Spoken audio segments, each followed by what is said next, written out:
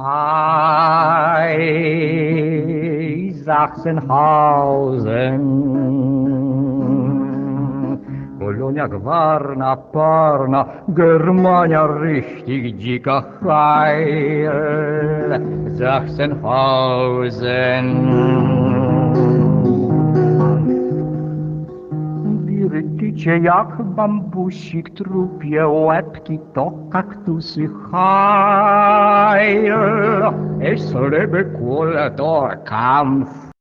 Welcome to Descendant Stuff, a podcast by and for the descendants of Sachsenhausen prisoners, working together to uncover the unanswered questions of its history. Sachsenhausen was a Nazi concentration camp located in Oranienburg, Germany, used from 1936 through April 1945. It was used as a labor camp, with a network of subcamps and worksites around the region, as well as a prison camp, death camp, medical experimentation center, and SS training ground. It was also the administrative center for all Nazi concentration camps. We are Jakob, Kelsey, and Nicole, three descendants of Sachsenhausen prisoners. Though our relatives were imprisoned for different reasons, we've discovered we have much in common. In each episode, we interview other descendants, researchers, and even survivors, sharing stories, memories, and research to build a clearer picture of the past, one that goes beyond the records. Through these conversations, we honor those who suffered and died at Sachsenhausen and strengthen our collective understanding of our own ancestors' experiences. In this interview, Jakob speaks with Danielle, granddaughter of Sachsenhausen prisoner Hirsz Litmanowicz. Hirsz was born on June 20th, 1931, in Będzin, Poland, and survived both Auschwitz and Sachsenhausen concentration camps.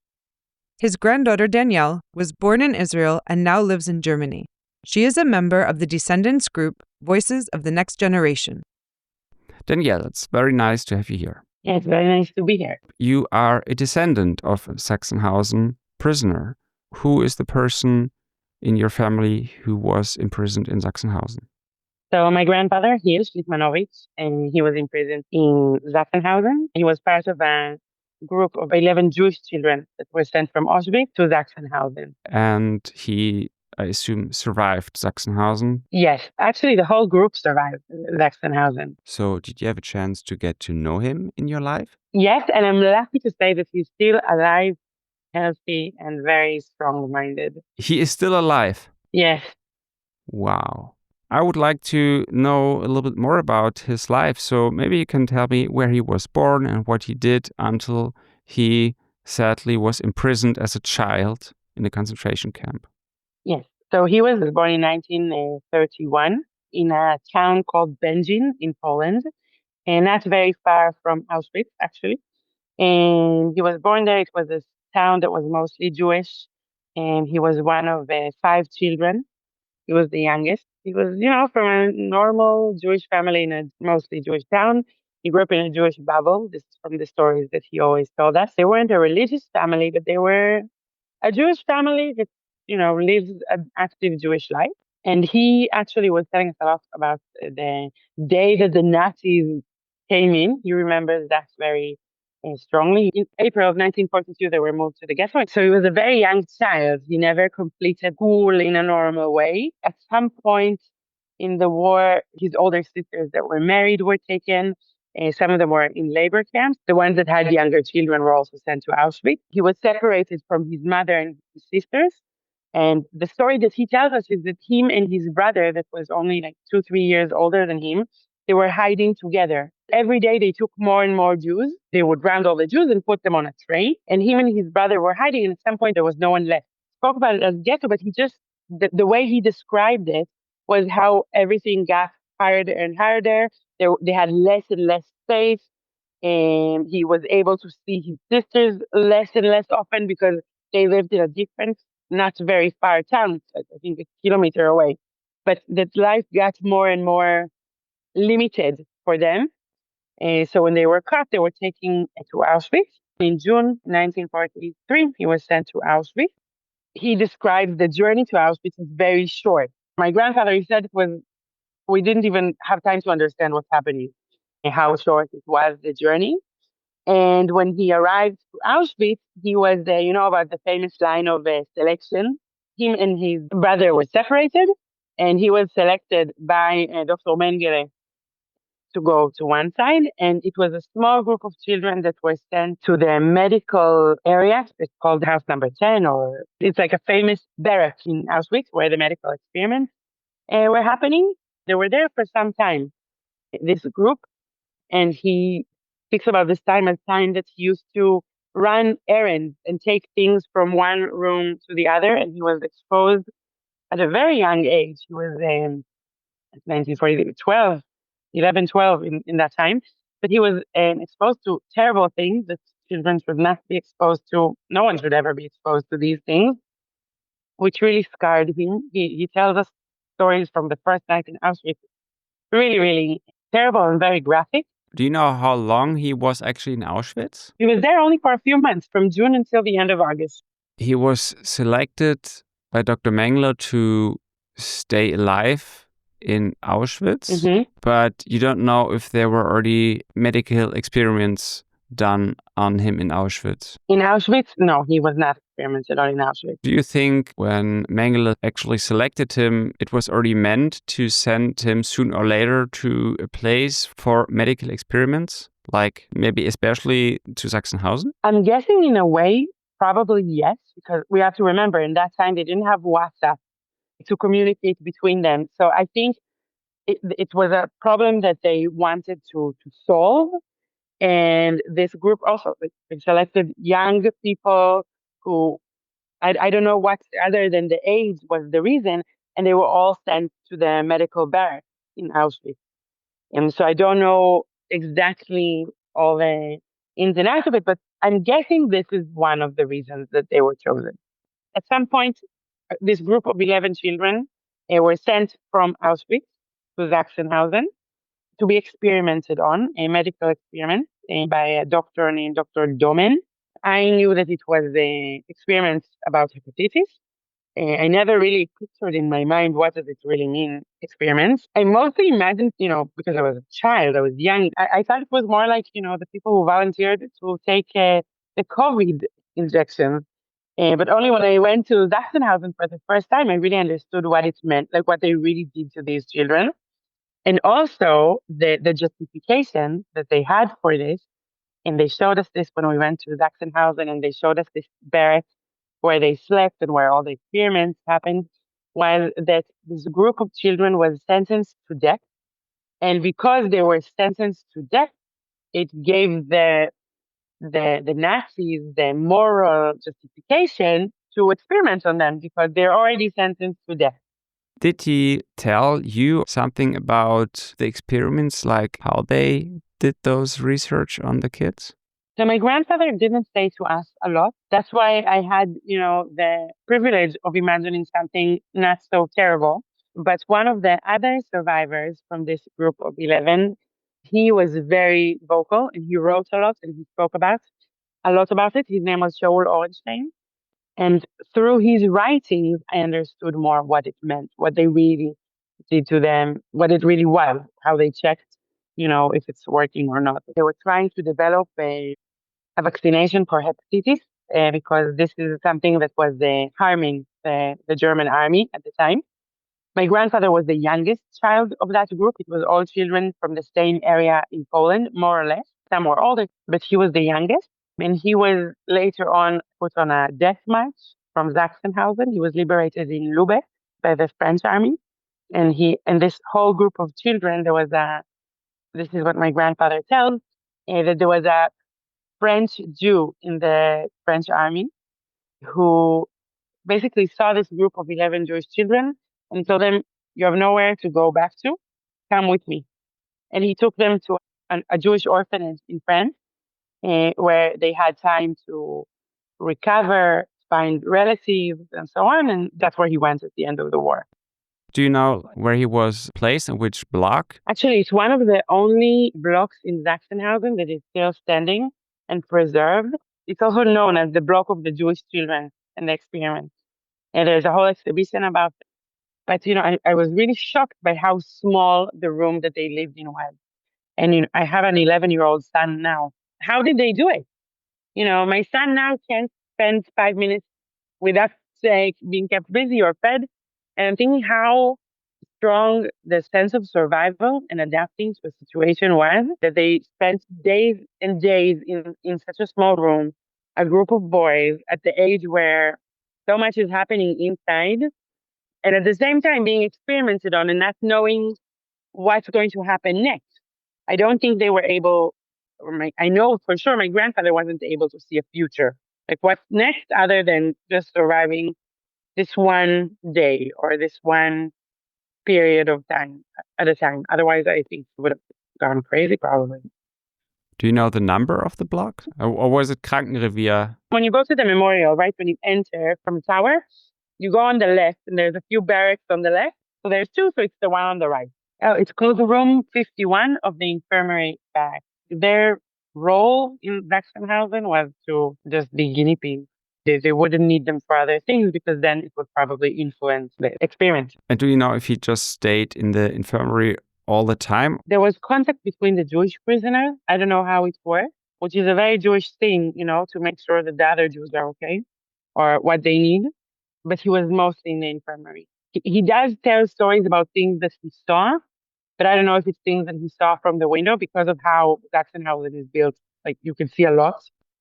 My grandfather is also adding that in Sachsenhausen, his role was to clean the bathroom and the windows. I think it was just to keep the place clean, but he doesn't talk about any forced labor like in other places. He says there was no contact and they were like very closely monitored, so they couldn't go too far.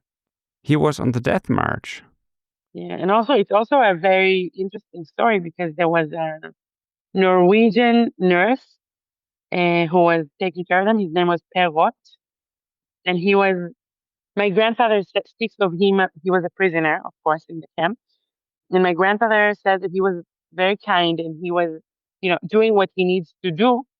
But he did it also in a way that protected the children and also eventually saved them, because once it was time to evacuate, they didn't want to take the children on the death march. And he said, no, they're fit to go, take them. And this is what saved the life of these children in the end. And I remember in the 90s, there was a ceremony. Mr. Watts was acknowledged as righteous amongst the nation. And it's a ceremony in Israel where he's awarded a medal and being thanked for saving a Jewish person in these times. And I remember attending the ceremony and all those, then it was already old people, my grandfather and his friends, they all attended. And this is something that my grandfather speaks very fondly of, how this man treated them during the experiment, but also how he is the reason they really survived in the death march. Do you know if he has been in Below Forest? Yeah, probably he has been. Yeah, probably yes. But he was liberated in Lubeck, which is quite far. Yeah, they were liberated on the 4th of May already. So when he was liberated, he was still a child. He went to France in an orphan's home. Yeah, he was the whole group of children, actually. They were liberated in Lubeck and the French army. And then a Jewish officer in the French army saw them and he said, you have nowhere to go back to. There's nothing left. Come with me. I guess also it was a shocking situation for them. Also, they didn't realize they have a choice on anything. And so they all went to this orphanage in France. The older ones were able to leave quite early. My grandfather was one of the last ones to stay, and he immigrated. When he turned 18, he immigrated. But in that orphanage, it was the only place where he got any kind of education, any kind of, proper life skills. When he was 18, he immigrated to Israel. To Peru. To Peru? Yeah. Okay, so he immigrated something like 51 to Peru. Why Peru? So the thing is, my grandfather, when he was in this orphanage in France, it took some time, but he found out that one of his sisters survived the war. She was older, and she was in a displaced people camp in Italy, in Bari. And he went to see her there. She was already married. She had already had a child, and it was born right after the war. She already had all the documents to immigrate to the United States, and he couldn't join them. It was too complicated with the immigration papers. So he went back to France. One of his friends immigrated to Canada. And my grandfather's plan was to also immigrate to Canada. But this friend sent a letter and said that Canada is boring and he shouldn't come. So my grandfather went to Peru. He had an aunt in Peru that immigrated before the war. I don't think he really gave it much thought other than, this is a place where I can start a new life. What did he do during his life? He was still very young when he started his life in Peru. Yeah, my grandfather is he has a very strong survival sense. Like, even he talked about the first day he got to Peru. He said, I had $100 in my pocket, and then a bus hit him, and all the money was spent on doctor appointments. But he settled there. He met my grandmother. And he's a character. He's a real entrepreneur. He started a textile business, and he's very good with woodworking, and he was in construction. He did a lot of things, and he had 4 children. What else? Out of those 4 children, 3 immigrated to Israel later in life, and he had 6 grandchildren, and now he has 9 great grandchildren. And this is, I think, the thing he's proudest of all, like to see that he has created something and that his legacy is moving on and all that. So among those 3 children who immigrated to Israel must have been one parent of yours. Yeah, my mother. Your mother. My mother. She was the first one actually to immigrate to Israel. Do you know the year? Early 80s. Once she was in Israel, you became a part of the thing. Yeah. And yeah, when she moved to Israel, and she met my father, and they had me, my sister. So you grew up with a grandfather in Peru? Yeah, grandfather and grandmother in Peru. Quite far away? Yeah. But how is your relationship? That's really far away. It's really far away, but they would come visit a lot for long periods of time. So of all my grandparents, I was always the closest with my grandfather in Peru. And we have a great relationship. We talk almost every day, Wow. to this day. And so it was a very good relationship. It was very complicated. The trauma of what he's been through, it's not something that disappears.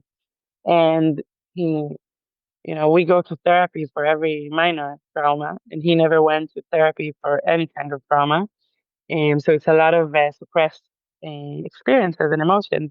So it was very difficult to grow up. Like, he definitely loves us, but it's also very difficult for him to sometimes deal with emotional situations. Like when my grandmother died, he never got to bury his parents and say goodbye and mourn them. So it's something that in such junctions in life, that's where we felt the most difficulty. And obviously the war was always present. Growing up with a grandfather with a number tattooed on his arm is automatically something that puts a lot of baggage on the family. And also, I remember as a child, every time he would come to Israel, we would go to Yad Vashem, the Holocaust Remembrance Museum in Israel. And now, if you go there, it's a museum with a lot of thought on education and the future, and it's a very educating experience. Not easy experience, but it's a very educating experience. But until the year 2000, it was the old Yad Vashem Museum, which now I don't think you can visit it. But the original Yad Vashem was created by Holocaust survivors who, I can imagine that the emotion that they felt when creating this museum was, look what happened to us. And it was very graphic. The pictures were very graphic. The texts were very graphic. It was very painful to visit.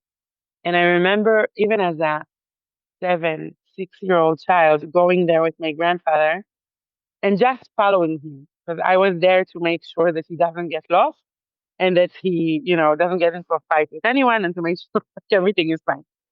But it was until today, I just remember, walking behind him in silence. And it was really important to him to go every time, to stop by everything. And from time to time, he would share, a sentence or a very, very, like, in a lot of places in life, he would say something very painful to him, but that also really pained me. And because if I would complain, even today, if I complain about the cost of living, something we all deal with, says at least you are able to buy food.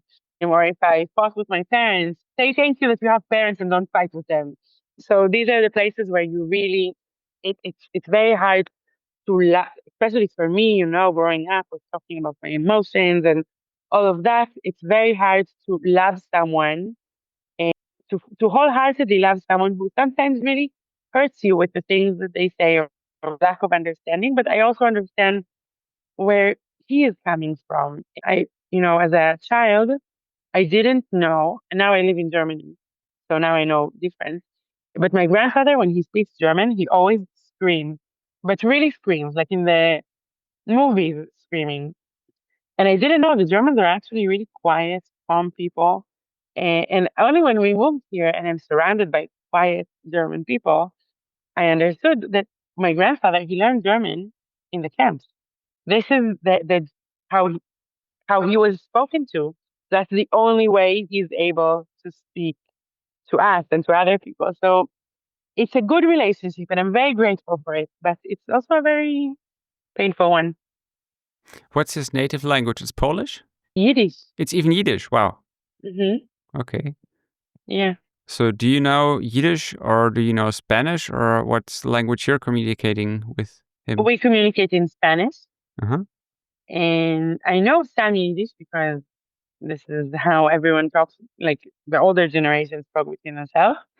And the best thing now is that my children talk to him in German. This is super special. You said you moved to Germany. Knowing about the past of your grandfather, did it influence the decision to move to Germany? I'll say that before we lived in Germany, we also lived in Poland and we lived in Estonia.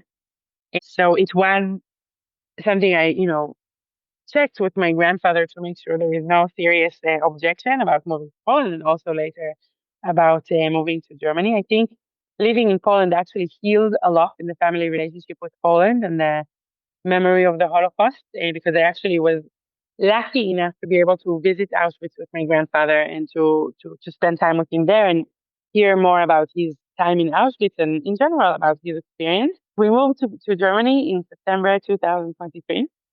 And then October 7th happened. For us, it was a big trauma. We moved into the apartment where we live in October 4th. So October 7th, we were in an apartment with no kitchen, no lights, no furniture, still in shock from, moving to Germany. And then October 7th happened, and it was a Jewish holiday. So I was only able to speak with my grandfather because of time difference in the holidays and everything on October 9th. One of the first things he said to me was, "Get out of bed." You look at them and you think they're educated and they're smart and they're good people, but I know what they're capable of doing. Get out of there. I think other than the trauma of everything that happened and friends who were in Israel and my family, this was also the first time I ever thought, like, so where am I safe? And the fact that my grandfather said that, like, now I don't know if he even remembers saying that, but to me, like, the fact, like, him saying that was how vivid the memory still is. When he said, "Come, yeah, go live there, it's okay." But to him, October 7th was the second Holocaust. Like, to see something like that, to all of us, in a way, it was.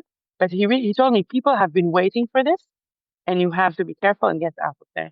I'm glad I didn't listen to him, to be honest. And I think that of all the places in Europe, we're probably the safest here now, in Munich. I don't know, I'm still asking myself, how do we move on? It looks like we moved on, right? I'm living in Germany now, and my children live a very German Bavarian life. But in the end, in that moment, my grandfather was, again, a 13-year-old Holocaust survivor. Again, because of the lack of therapy and emotion, with the knowledge that what happened, happened, and we need to learn how to be better. And this past, like, we have, there's the January 27th, the International Holocaust Remembrance Day. And there's, I think, some places they celebrate the 4th of May or the 1st of May. And we commemorate the Holocaust on the day of the Warsaw Ghetto Uprising. It's in Hebrew, it's called Yom HaShoah, the Holocaust Remembrance Day. And every Yom HaShoah we call my grandfather a lot, but on Yom HaShoah, it's like we call my grandfather with intention, not just to ask him how he was, but also to support, to tell him we remember, to ask different questions. And this year I said to my son, you're almost 11. You're very fortunate that you are able to speak with your great grandfather and you're old enough to understand what he went through. And we made a list of questions that my son wrote of things he wants to ask my grandfather. And some of it was, questions that only a child would ask, like, what did you do all day? What did you eat? And did you miss your parents? But the last question, and this is the one that stayed with me, and my son asked my grandfather, what do you want him to remember? Like when I will teach my children one day, what do you want them to know? And this is again after October 7th, and 2 very emotional years for us. And my grandfather, he divined his answer. When he said, you need to, first of all, make sure that, they are proud Jews and remember what we've been through to be able to be free and proud Jews today, but teach them to know better that this will never happen again. I think it's a nice perspective about what is important that we learn from this or that we do from this. Still not sure what is the right way to do it, but I'm glad I have this message to be like a compass. You have joined the Voices group since you have been interested in Sachsenhausen and they had contact information and so on. So you have been there more than once. So Sachsenhausen, what does it mean to you today? I think, and I have some perspective because my grandfather was in Auschwitz and in Sachsenhausen. My other grandfather was in Mauthausen. So we know a little bit about the different concentration camps. And I think, first of all, I have a very special relationship with Sachsenhausen. I don't think there's a lot of camps that invite descendants like this, that help descendants process, like to sit in a group with other descendants and to really share experiences. And I remember when in my first visit there, we sat and we were talking about my grandfather was here and different stories. And I took a moment to kind of like step out of the situation. And I thought, wow, this is how I looked at my grandfather and his friends from Sachsenhausen, how they shared their experiences. And there was a humor that only they shared and jokes that only they shared. And so Sachsenhausen created that group for me with the other descendants that we were able to really fully talk to people who understood. And this was, first of all, very special to me. And I think it's very special that that camp does that offers that, because when I wrote, when I go to Auschwitz, I'm just a visitor. So when I wrote to Mauthausen, don't quote me on this issue, but when I wrote to Mauthausen, no one wrote back to me. And here in Sachsenhausen, we have an address. We have people who, when I contact Dr. Lay or Axel, the director of they know me because they know my grandfather. They know the people and they know the stories. So this relationship means a lot to me. And I think it means also a lot in how I want my children to have a relationship with Sachsenhausen. I want them to know the place, not just as a memorial, but the same way I take my children to walk the streets of where I grew up.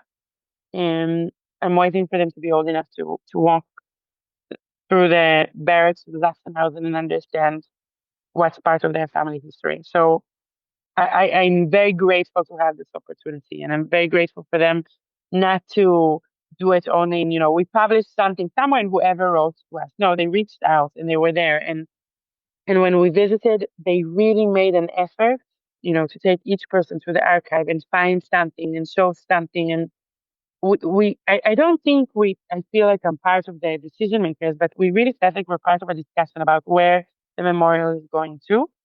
And for that, I will always be grateful. Did you sleep in Eikevilla? Very interesting experience. Well, I think it's great. I think it's great that a place like Eikevilla, where somebody who was in charge of all those terrible things, who just had a very nice living there in the villa. At such a place is now a place where descendants or other visitors can go and stay. And what happens there is exactly the opposite of what happened back then. So I think it's just great to use those buildings. There's a famous story about an Israeli politician that once went, I think it was in Rome, and there's a famous statue of Adrianus, who was the Caesar of the Roman Empire. And the Roman Empire, they destroyed the temple of the Jews in Jerusalem, and they sent the Jews to exile. And this politician stood in front of the statue and said, Adrianus, look where you are and look where we are. And I think what you just said is our version of that, that we are now the descendants, like third, fourth, fifth generation, who are able to go there and do better than the people who these places are named after. Wow, this is really interesting. And it's another story of descendants who have a very close connection to Sachsenhausen today and who are keeping the memory alive. Thank you. Descendant Stuff podcast is produced by Jakob Feistauer, Kelsey Snook, and Nicole Wines, 3 descendants of Sachsenhausen prisoners and co-creators of the Sachsenhausen Stuff project. The Descendant Stuff team would like to extend a special thank you to the team at Sachsenhausen Memorial and Museum, especially Dr. Astrid Lai and the members of the Educational Department's project, What Voice Do We Have?, as well as the Descendants Collective Voices of the Next Generation. The theme song, Heil Sachsenhausen, was written by Alexander Kulisiewicz while he was imprisoned at Sachsenhausen and performed by him after the war. It is used with permission from the United States Holocaust Memorial Museum's Kulisiewicz collection. If you are a Sachsenhausen descendant who would like to share your story, please contact us through our website at www.sachsenhausen-stuff.com or use the Contact Us link in the show notes below. Heil Sachsenhausen. A jak będę jutro wzdychał lewą nóżką, ci zawtikam. Heil, es lebe Gold, o Kampf.